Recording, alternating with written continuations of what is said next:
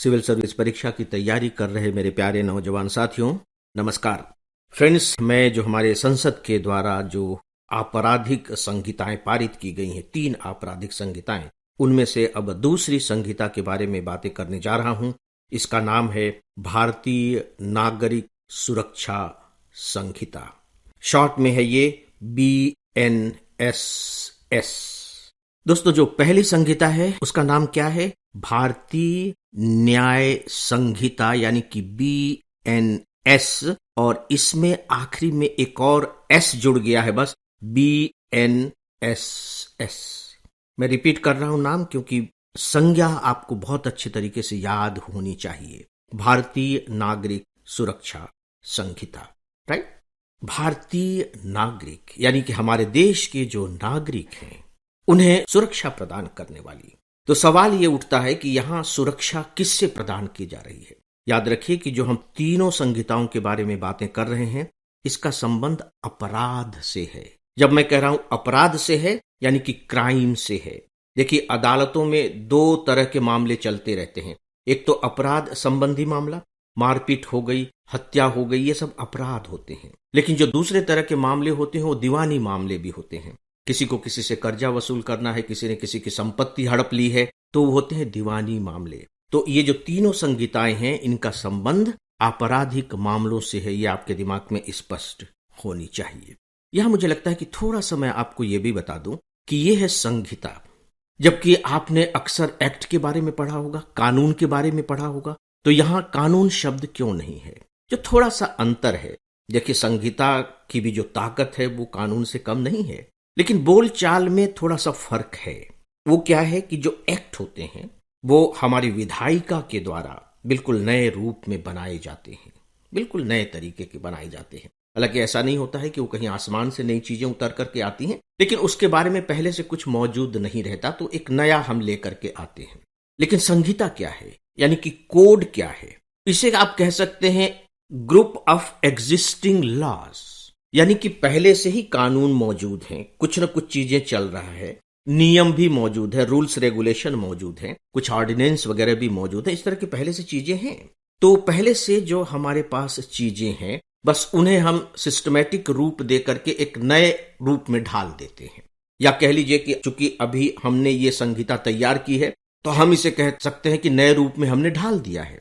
लेकिन पहले से तो थे, तो हमने उसे ज्यों का त्यों नहीं लिया, हमने उनमें बदलाव किया। तो संहिता पहले से ही जो हमारे पास रूल्स रेगुलेशन मौजूद है, उनका आप कह लीजिए कि एक सिस्टमेटिक कलेक्शन है, जबकि लॉ है वो हमारी विधायिका के द्वारा एक नए रूप में पारित किया जाता है, पहली बार पारित किया जाता है। ये थोड़ा सा अंतर संहिता और एक्ट के बारे में, यानी कि कानून के बारे में, मुझे लगता है कि आपको मालूम होनी चाहिए। दोस्तों, ये जो कानून अभी बना है, अब मैं अगर संहिता की जगह कानून शब्द का इस्तेमाल कर रहा हूं, तो आप उसे संहिता के रूप में ही ले लीजिएगा। ये किसको रिप्लेस करता है? अखबारों में मुझे लगता है कि जब आप पढ़ेंगे तो थोड़े से कंफ्यूजन की स्थिति हो सकती है।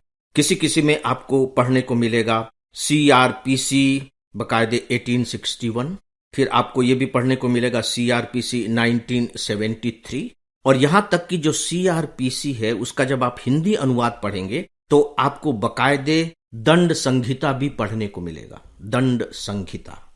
जबकि होना चाहिए क्राइम है, C बड़े में है, R छोटे में है, जिसका मतलब हो गया criminal, criminal procedure code. Procedure यानी कि प्रक्रिया। तो इसका जो सही अनुवाद होना चाहिए वह है आपराधिक। क्रिमिनल का आपराधिक आपने कर दिया, P प्रोसीजर, प्रोसीजर का हो गया प्रक्रिया, और कोड का संहिता है ही। लेकिन मुझे लगता है कि अगर आप 1973 मान करके चल रहे हैं तो आप गलत नहीं चल रहे हैं। उसका कारण यह है कि आपको मैं बता चुका हूं कि जो पहली संहिता हमने अभी जो पारित की है, किसके अगेंस्ट पारित की है? आप बहुत अच्छे से जानते हैं, IPC के अगेंस्ट, इंडियन पेनल कोड, वो 1960 में आया था, और उसके 1 साल बाद ही ये CRPC आ गया था 1861 में। दोस्तों, इससे पहले जो हमने संहिता पारित की है वो इंडियन पेनल कोड को प्रतिस्थापित किया है, जो 1860 में बना था, और उसके 1 साल बाद ही 1861 में ये CRPC हमारे सामने आ गया था। और 1973 में बाकायदे हमारी अपनी ही सरकार एक नया सीआरपीसी लेकर आई। तो ये जो सीआरपीसी है ये 1973 है। तो हम अभी जिसे प्रतिस्थापित कर रहे हैं वो कौन सा हुआ? 1973। तो आप अपने दिमाग में रखिए 1973। आपको कंफ्यूजन ना हो, उस कंफ्यूजन से बचाने के लिए मैंने थोड़े से इतिहास की चर्चा की है। मेरी समझ से अब आपको क्लियर हो गया होगा। अब देखिए, नागरिक सुरक्षा संहिता, तो ये सुरक्षा किससे है? यदि आप इसे एक बार समझ लेंगे तो मुझे लगता है कि इस संहिता के चरित्र के जो मूल तत्व हैं वे आपके एकदम से पकड़ में आ जाएंगे। नागरिक, तो ये कौन से नागरिक हैं? ये वो नागरिक हैं जो आपराधिक मामलों में फंसे हुए हैं, कह लीजिए। या तो उन्होंने अपराध किया है या उनके विरुद्ध किसी ने अपराध कर दिया है, वादी प्रतिवादी, आप जो भी समझ लीजिए। तो ऐसे नागरिकों की सुरक्षा के लिए है जो अपराध में लिप्त हैं, या तो उन्होंने अपराध कर दिया या उनके अगेंस्ट किसी ने अपराध कर दिया। तो इनकी कैसे सुरक्षा की जाए, इनकी सुरक्षा का सवाल है, याद रखिए। तो नागरिक सुरक्षा का मतलब ये मत समझिएगा कि सभी नागरिकों की सुरक्षा। जब हम कहते हैं सुरक्षा, तो अब आइए हम देखते हैं कि यह सुरक्षा किस तरीके की सुरक्षा है। इसे आप थोड़ा सा ध्यान से सुनिएगा।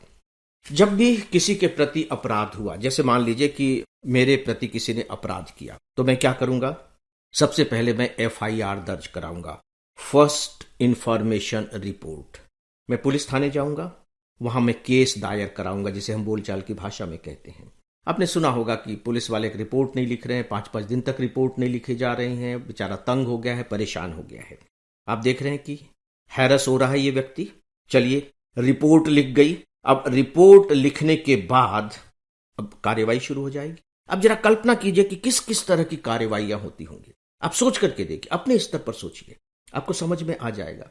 रिपोर्ट लिख गई, अब पुलिस एक्शन में आएगी। तो क्या करेगी कि जिसने अपराध किया है उसको गिरफ्तार करेगी, इसके बाद जांच शुरू करेगी। देखिए, अभी दोनों तरफ से हमें देखना है कि जिसे गिरफ्तार किया जा रहा है वह भी नागरिक है, अभी फैसला तो हुआ नहीं है।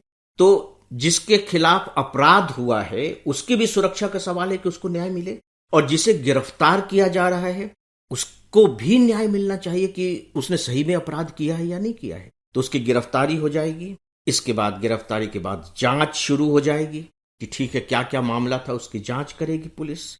जांच होने के बाद फिर एक रिपोर्ट दाखिल कर दिया जाएगा। फिर मजिस्ट्रेट के सामने बाकायदे कार्रवाई शुरू हो जाएगी।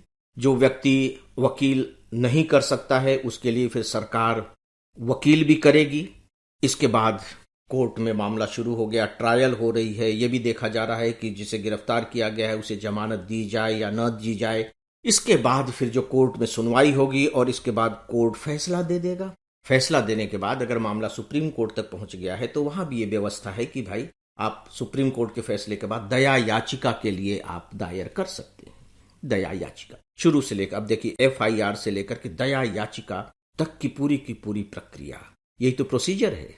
जो सीआरपीसी के तहत जो पी है वो प्रोसीजर क्या है, वो मैंने अभी आपको प्रोसीजर बताया है।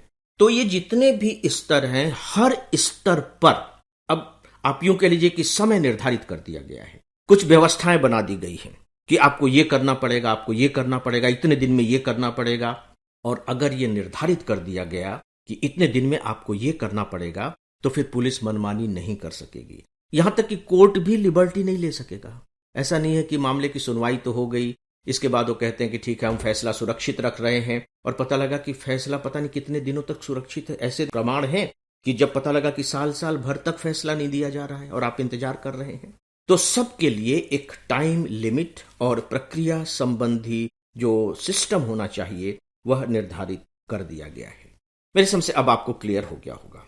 अब क्या क्या निर्धारित किया गया है अब मुझे सुन लीजिए, मेरी समझ से शायद आपके दिमाग में स्पष्टता आती चली जाएगी।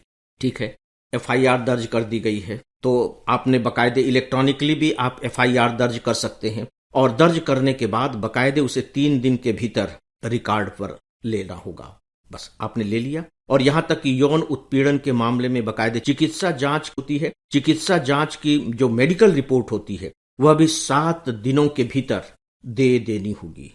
आप देख रहे हैं, 7 दिन, 3 दिन। आरोप पत्र जो तय करने का जो काम है, जो एक मजिस्ट्रेट के द्वारा किया जाता है, वह पहली सुनवाई के 60 दिनों के अंदर बकायदे आरोप पत्र तैयार कर लेगा। आपराधिक न्यायालय में फिर मुकदमा चलेगा, और जब मुकदमा खत्म हो जाएगा तो मुकदमा खत्म होने के बाद अधिकतम 45 दिनों के अंदर उसे अपना निर्णय सुनाना होगा। वैसे उम्मीद की गई है कि वो 30 दिन के अंदर सुना देंगे, लेकिन वो 15 दिन तक बढ़ा सकते हैं अपना बाकायदे कारण बताकर। आप देख रहे हैं दूसरी तरह की सुरक्षाएं भी नागरिकों को प्रोवाइड की गई हैं, जैसे पुलिस जांच में वीडियोग्राफी लगातार होती रहेगी, वीडियोग्राफी, ताकि बाद में फिर किसी चीज से इनकार न किया जा सके। यहां तक कि अगर यह लगता है कि इस अपराध में 7 साल से अधिक की सजा हो सकती है, तो उसमें फॉरेंसिक जांच को अनिवार्य बना दिया गया है। फॉरेंसिक जांच, जैसे उंगलियों के निशान ये वो जो होते हैं, फॉरेंसिक जांच उसमें अनिवार्य कर दिया गया है। जितनी भी कार्यवाहियां होंगी, परीक्षण हो रहा है, पूछताछ हो रहा है, वो सब के सब इलेक्ट्रॉनिक मोड में की जाएंगी ताकि प्रमाण मौजूद रहें। यहां तक कि यदि कोई घोषित अपराधी मुकदमे से बचने के लिए भाग गया है और लग रहा है कि तत्काल तो इसको गिरफ्तार नहीं किया जा सकता, तो वो नहीं है ना, कोई बात नहीं, उसके अनुपस्थिति में भी मुकदमा चलाया जा सकता है और बाकायदे फैसला भी सुनाया जा सकता है। अब आप देखिए कि यहां भी आपको नागरिक की सुरक्षा का मामला दिखाई दे रहा है। एक तथ्य मैं और बताना चाहूंगा, क्योंकि आप सिविल सर्वेंट बनने जा रहे हैं तो आपको ये जानना चाहिए, बहुत इंपॉर्टेंट है। और वो ये है कि होता क्या है कि राज्य सरकारें क्या करती हैं। जैसे मान लीजिए एक पार्टी की सरकार है, ठीक है, उस सरकार में किसी दूसरे पार्टी के किसी व्यक्ति पर कोई मुकदमा चल रहा है, ठीक है, मुकदमा चल रहा है। अब पता लगा कि अब कुछ समय बाद जब चुनाव हुए तो जिस पार्टी के व्यक्ति पर मुकदमा चल रहा था उसी पार्टी की सरकार आ गई, और जब उसी पार्टी की सरकार आ गई तो फिर बाकायदे सरकार क्या कहती है कि नहीं, ये राजनीतिक प्रतिशोध की दृष्टि से मुकदमा चलाया जा रहा है, हम इसे अब वापस लेते हैं, और मुकदमा खत्म हो जाता है। अब राज्य सरकारें ऐसा नहीं कर सकेंगी, ये बहुत इंपॉर्टेंट क्लॉज है। अब राज्य सरकारें ऐसा नहीं कर सकेंगी। बाकायदे जो पीड़ित पक्ष है, जो उससे बाकायदे पूछा जाएगा, उसका पक्ष सुना जाएगा, उसे बाकायदे अपनी बात रखने का मौका दिया जाएगा, तभी राज्य सरकारें ऐसा कुछ कर सकेंगी। ऐसा नहीं कि मन में आया और आपने मुकदमा वापस ले लिया। तो फ्रेंड्स, इस संहिता की जो बहुत ही महत्वपूर्ण बातें हो सकती हैं सिविल सर्विस एग्जामिनेशन के पॉइंट ऑफ व्यू से, वे मैंने आपके सामने रख दी हैं। दोस्तों, इसके अतिरिक्त भी जब भी आपको कुछ इधर उधर की बातें इससे संबंधित जब पढ़ने को मिलेंगी तो प्लीज आप उन्हें देखते रहें। इससे आपके दिमाग में इस टॉपिक के बारे में और अधिक स्पष्टता आती चली जाएगी। तो इसके बारे में फ्रेंड्स बस इतना ही, और इसी के साथ ही दोस्तों आज के इस डेली ऑडियो लेक्चर को अब यहीं समाप्त करता हूं। नमस्कार।